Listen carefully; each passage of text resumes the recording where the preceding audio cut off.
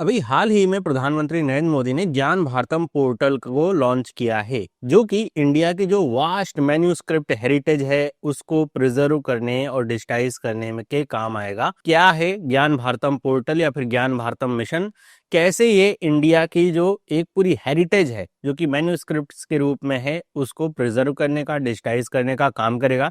इस वीडियो हम देखेंगे। बहुत ही ज़्यादा इंपॉर्टेंट ये वीडियो है। आप अगर एग्जाम देने जा रहे हैं तो इस तरह की वीडियोस को मिस मत किया करिए। बहुत सारी डिटेल्स इसमें निकल के आती हैं जो एग्जाम में पूछी जाती हैं। तो वीडियो अच्छा लगे तो वीडियो को लाइक जरूर करिए। इस तरह की और वीडियोस के लिए चैनल को सब्सक्राइब कर लीजिए। तो सबसे पहले हम इसका बैकग्राउंड समझते हैं कि भारत में जो मैन्यूस्क्रिप्ट्स हैं उनकी संख्या दुनिया में सबसे ज्यादा है। लगभग 1 करोड़ मैन्यूस्क्रिप्ट्स इंडिया में हैं। और ये जो मैन्यूस्क्रिप्ट्स हैं वो एक ही भाषा में नहीं है बल्कि 80 अलग अलग लैंग्वेजेस में है। हो सकता है 80 से भी ज्यादा हो सकती हैं। इसमें संस्कृत, प्राकृतिक, आसमीज, बंगाली, कन्नड़ा, कश्मीरी, मलयालम, मराठी। और आपको पता होगा भारत हमारा कितना विविधतापूर्ण देश है। तो ये जो अलग अलग भाषाएं हैं सब में मैन्यूस्क्रिप्ट्स लिखी गई हैं। तो उनको मिलाकर के लगभग 1 करोड़ ये मैन्यूस्क्रिप्ट्स हैं। मैन्यूस्क्रिप्ट्स का मतलब आप समझते हैं, मतलब ऐसी स्क्रिप्ट्स जिसको लिखा गया है, जिसको किसी पत्ते पे लिखा गया है, लकड़ी पे लिखा गया है, मतलब किसी तरह के प्रिंटिंग प्रेस से पे जिसको नहीं लिखा गया, जो हैंड रिटन है और उसको प्रिंटिंग प्रेस या मैकेनिकल प्रेस के बजाय जो लिखे गए सारे स्क्रिप्ट्स होते हैं उनको मैन्यूस्क्रिप्ट्स कहा जाता है। कपड़े पे भी लिखे जाते हैं तो ये सारे मैन्यूस्क्रिप्ट्स होते हैं। तो ये जो पूरा इनिशिएटिव है, इसी तरह की जो मैन्यूस्क्रिप्ट्स है उनको प्रिजर्व करने के लिए, उनको डिजिटाइज करने के लिए चलाया जा रहा है, जिससे हम ये समझ सकते हैं कि जो हमारा एंशिएंट नॉलेज है वो प्रिजर्व रहे, आगे चल करके जो हमारी आने वाली जनरेशन्स हैं उन तक भी ये नॉलेज उपलब्ध रहे। तो ये आपको पता होगा कि पहले के समय, मतलब बहुत पहले के समय में, वेदों को पहले गुरु के माध्यम से केवल ओरल, मतलब गुरु बोलते थे, शिष्य उसको याद करते थे, इस माध्यम से नॉलेज ट्रांसफर हुआ करती थी। बाद में चल करके इनको लिखा जाने लगा। तो ये इस जब लिखा जाने लगा तो जो उस समय जो उपलब्ध थे उसके जो इंस्ट्रूमेंट थे, किस तरीके से लिखा जा रहा है, किस पे लिखा जा रहा है, जैसे पत्तियां हो गई, कपड़े हो गए, लकड़ियां हो गई, तो उस पे जब लिखा जाएगा तो वो सिंपल सी बात है कि वो नेचुरल प्रोसेस के थ्रू धीरे धीरे करके डिके होते हैं, खराब होते हैं। तो वो जो खराब होंगे तो उसके बाद वो नॉलेज क्या होगी, खत्म हो जाएगी। तो अगर उसको प्रिजर्व कर लिया जाए, उनके खराब होने से पहले उनका डिजिटाइजेशन कर लिया जाए, तो भले ही उसका जो ओरिजिनल सोर्स है वो खत्म हो जाए या फिर उसमें कुछ ना कुछ यहाँ पे कमी देखने को मिले, डिके हो जाए, लेकिन जो ओरिजिनल नॉलेज है वो बची रहेगी। और ये जो मैन्यूस्क्रिप्ट्स है, ऐसा नहीं है कि सारी केवल धार्मिक ही हैं।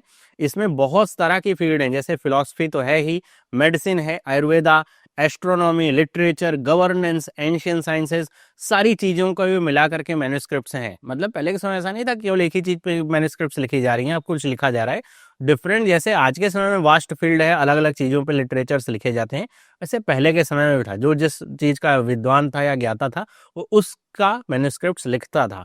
तो अगर हम बात करें जो मैन्यूस्क्रिप्ट्स हैं, जैसा मैंने आपको कहा कि ये बहुत ही ज़्यादा, बहुत इसमें से मैन्यूस्क्रिप्ट्स ऐसे हैं जो फ्रेजाइल हैं और परमानेंट लॉस की कंडीशन में है। तो अगर उससे पहले इनको कंजर्व कर लिया जाए, डिजिटाइज कर लिया जाए, तो ये इनका जो ओरिजिनल नॉलेज है वो बचा रहेगा। और ऐसा भी बताया गया कि बहुत सारी मैन्यूस्क्रिप्ट्स जो है डिस्ट्रॉय भी हो चुकी हैं या फिर ख़त्म हो चुकी हैं ओवर द टाइम। अब इसके पीछे बहुत सारे रीजंस हैं। इंडिया में इतनी लड़ाइयाँ लड़ी गई, डिफरेंट डिफरेंट राजा आए या फिर डिफरेंट डिफरेंट आक्रमणकारी आए, कुछ ने लाइब्रेरी जला दी, मैन्यूस्क्रिप्ट्स को ख़त्म कर दिया, तो वो सारी नॉलेज अब लॉस्ट हो चुकी है। वो उसके बारे में हमको पता ही नहीं कि उसमें क्या लिखा था, क्या बातें कही गई थी। जो बची हुई हैं, अगर इसको डिजिटाइज कर लिया जाएगा तो ओरिजिनल कंटेंट, मतलब जिस पे लिखा गया वो लॉस्ट हो सकता है, लेकिन नॉलेज बची रह जाएगी। तो कल्चरल हेरिटेज जो है वो बची रह जाएगी।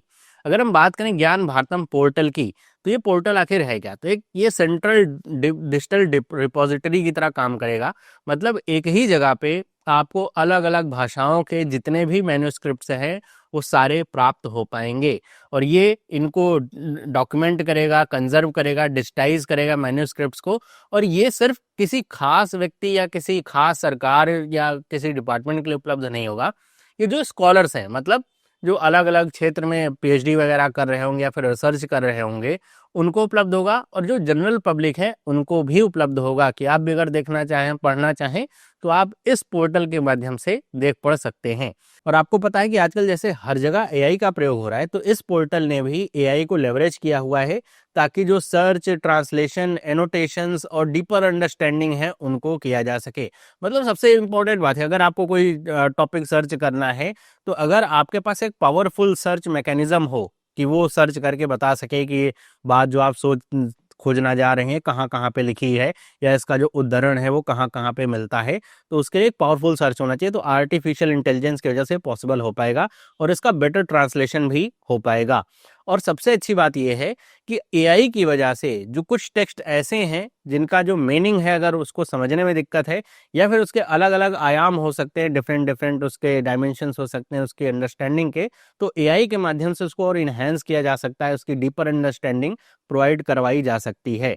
और ये जैसा कहा जा रहा है कि ये प्रिजर्वेशन ऑफ पब्लिक एक्सेस के लिए, जैसा मैंने बताया कि ये वाइडली अवेलेबल होगा, मतलब ग्लोबली कोई भी कहीं से भी इस पोर्टल के जरिए जो मैन्युस्क्रिप्ट्स हैं उनको पढ़ पाएगा या मैन्युस्क्रिप्ट्स में लिखी गई बातों को समझ पाएगा। अगर हम बात करें इसका सिग्निफिकेंस क्या है, कि ज़रूरत ही क्या है, हम क्यों कर रहे हैं, तो इसका एक सिग्निफिकेंस ये है कि जो इंडिया का जो नॉलेज सिस्टम है, किसी भी देश के लिए उसका जो नॉलेज सिस्टम है या उसकी जो हिस्ट्री या कल्चरल हेरिटेज है बहुत इंपॉर्टेंट रोल प्ले करती है।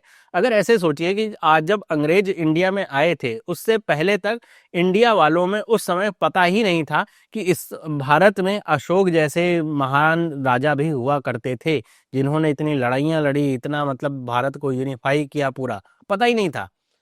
अंग्रेजों के आने के बाद जब इस तरह का उन्होंने रिसर्च किया या फिर कह सकते हैं एक्सीडेंटली कुछ फाउंड हुआ, उन्हें पिलर्स वगैरह मिले, तब जाकर के पता चला कि अच्छा ऐसे राजा भी हुआ करते थे इंडिया में एक समय में, ऐसी पूरी एक लीनियस थी पूरी। तो इससे आप ये समझ सकते हैं कि उन राजाओं के बाद उस तरह का जो कल्चर है या फिर हेरिटेज से बचाने का कुछ काम नहीं किया गया।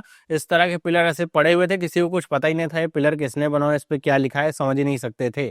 तो अगर इस तरह का सिस्टम आने वाले समय में हम भी आज प्रिजर्व नहीं करेंगे तो आने वाली जो हमारी जनरेशन्स होंगी उन्हें भी आज के बारे में भी नहीं पता होगा और इससे पहले क्या हुआ था उसके बारे में भी नहीं पता होगा। तो ये बहुत इंपॉर्टेंट रोल प्ले करता है।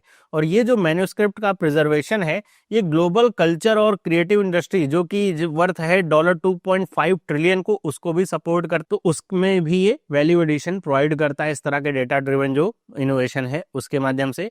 और इसके साथ जो मिस एप्रोप्रिएशन है और इंटेलेक्चुअल प्रॉपर्टी इंडिया की ट्रेडिशनल नॉलेज को, उसको भी ये कर्व करने का प्रयास करेगा। मतलब बहुत सारी, ऐसा कहा जाता है कि बहुत सारी चीज़ें इंडिया के जो एंशिएंट टेक्स्ट है उसमें लिखी गई हैं जिसको बाद में तोड़ मरोड़ करके या फिर ट्रांसलेट करके कहीं और जगह पब्लिश किया जा रहा है या फिर किया गया पहले भी, ऐसा आपको बहुत देखने सुनने में मिलता होगा। लेकिन अगर इसका हम डिजिटाइज फॉर्म रखेंगे तो हम इस तरह का जो इंटेलेक्चुअल प्रॉपर्टी के ऊपर जो इस तरह का प्रहार होता है, फिर इंटेलेक्चुअल प्रॉपर्टी को यूज कर रहे हैं इंडिया की, तो उसको कर्व किया जा सकेगा क्योंकि हमारे पास ओरिजिनल सोर्स होगा डिजिटली उपलब्ध। अब हम बात करते हैं जो इंटरनेशनल कॉन्फ्रेंस हुआ था ज्ञान भारतम को लेकर के, और ये पहला था, फर्स्ट था, तो इसीलिए इतना इंपॉर्टेंट है कि पहला कुछ भी होता है बहुत ही ज़्यादा इंपॉर्टेंट होता है। तो इसमें लगभग ये 1100 नहीं, लगभग 1400 स्कॉलर्स और कंजर्वेशनिस्ट, टेक्नोलॉजिस्ट, पॉलिसी मेकर्स ने इसमें भाग लिया था जो कि विज्ञान भवन दिल्ली में हुआ था।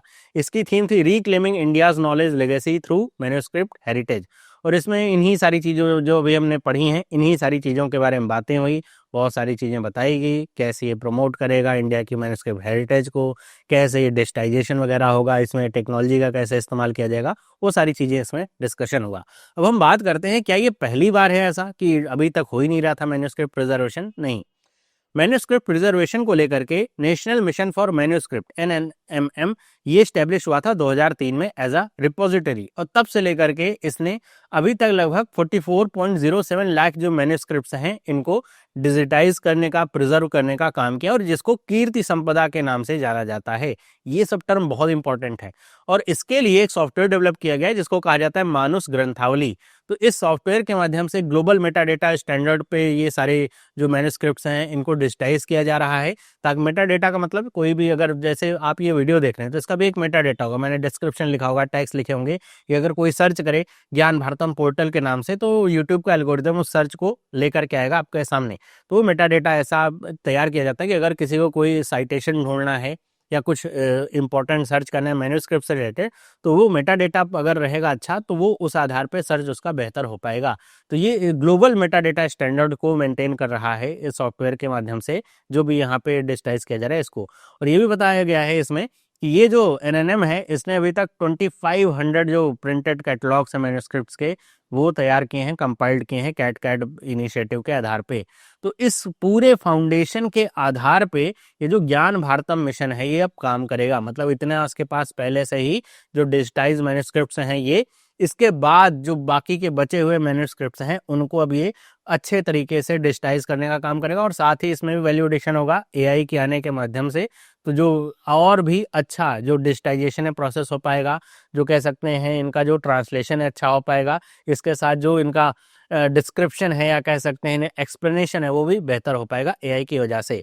तो ज्ञान भारतम मिशन के लिए सरकार ने 482.85 करोड़ रुपीस एलोकेट किए हैं 2024 से 2031 के बीच के टर्म के लिए, कि ये पैसे खर्च किए जाएंगे इन्हीं सारे मैन्युस्क्रिप्ट्स के प्रिजर्वेशन, डिजिटाइजेशन, इन सब कामों में। तो ये था पूरा वीडियो। आई होप आपको ये समझ में आया होगा कि ये पोर्टल क्यों इतना इंपॉर्टेंट है, इसके साथ साथ ये न्यूज क्यों इतनी इंपॉर्टेंट है आपके एग्जाम के लिहाज से। इस तरह के बहुत सारे वीडियोस मैंने बना रखे हैं करंट अफेयर के, अगर आप प्लेलिस्ट पे जाएंगे तो आपको ये सारे वीडियोस मिल जाएंगे। वीडियो अगर अच्छा लगा तो वीडियो को लाइक जरूर करिए, अपने दोस्तों के साथ शेयर करिए, इस तरह के और वीडियोस के लिए चैनल को सब्सक्राइब करिए। मिलते हैं अगली वीडियो में, सभी लोगों को बाय।